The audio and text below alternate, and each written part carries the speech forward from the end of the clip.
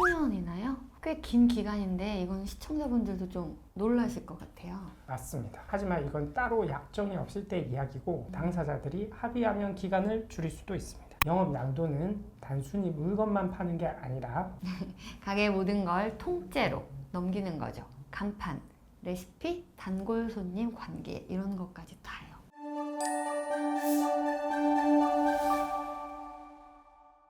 안녕하세요.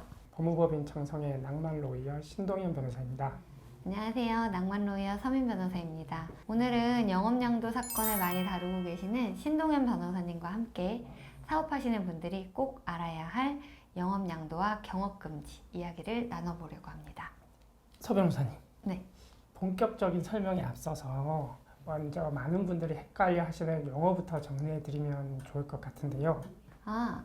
경업금지, 그리고 겸업금지, 겸직금지 요 단어들 차이를 말씀하시는 거죠? 네, 맞습니다. 실제로 상담하다 보면 이 세 가지 용어를 혼동하시는 분들이 많더라고요. 그래서 제가 하나씩 설명드려 보겠습니다. 먼저 경업금지 약정은 오늘 우리가 다룰 주제인데요. 같은 종류의 영업을 하지 않겠다는 약속을 말합니다.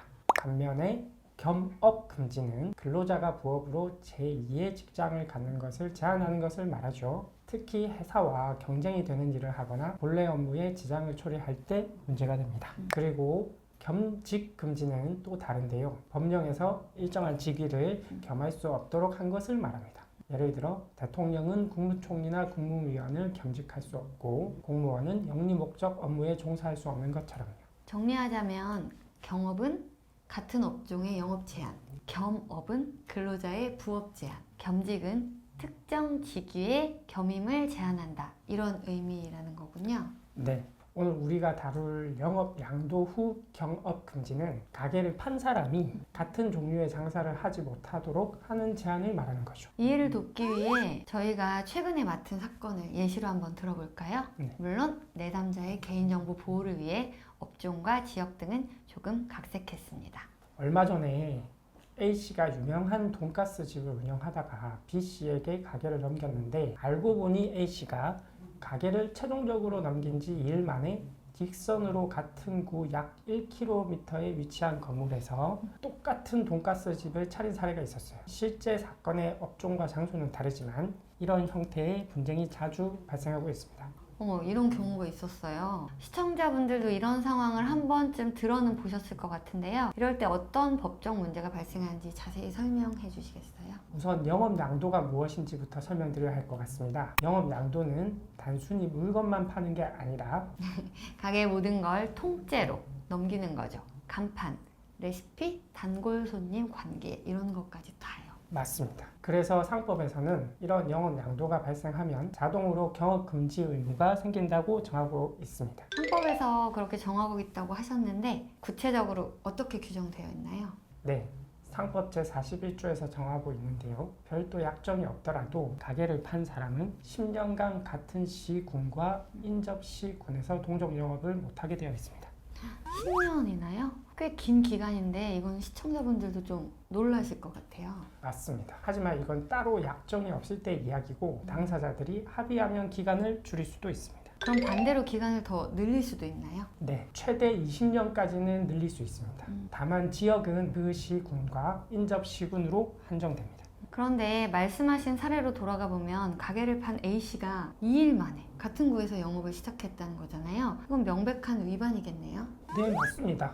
이런 경우 가게를 산 B씨는 어떻게 대응할 수 있을까요? 크게 두 가지 방법이 있습니다. 하나는 영업금지 가처분 신청이고 다른 하나는 손해배상 청구입니다. 가처분은 긴급 조치라고 보면 되죠? 맞아요. 법원에 신청을 해서 상대방의 영업을 빨리 중단시키는 거죠. 다만 이때 뭐가 중요하죠? 네, 증거를 잘 모아야 한다는 거죠. 이 증거를 잘 모은다는 부분이 진짜 중요한 부분이에요. 요즘은 특히 다른 사람의 이름으로 가게를 차리는 경우가 많아서 실제로 누가 운영을 하는 자인지 그걸 입증하는 게 이 소송의 관건입니다. 어떤 증거들이 필요한지 구체적으로 말씀해 주실 수 있으실까요? 예를 들어서 SNS 홍보 사진이나 배달 어플 등 이런 영업활동 내역 그리고 거래처와의 연락 기록, 실제 가게에서 일하는 모습, 매출금이 입금되는 계좌 내역 이런 것들이 중요한 증거가 될 수 있겠죠. 손해배상 청구는 어떨까요? 손해배상의 경우는 실제 발생한 손해를 입증을 해야 하는데 이게 쉽지 않은 경우가 많아요. 그래서 계약서에 미리 위약금 조항을 넣어두는 것이 좋습니다. 그래서 요즘은 영업양도 계약서에 경업금지 위반 시 위약금 조항을 꼭 넣는 추세인 거죠.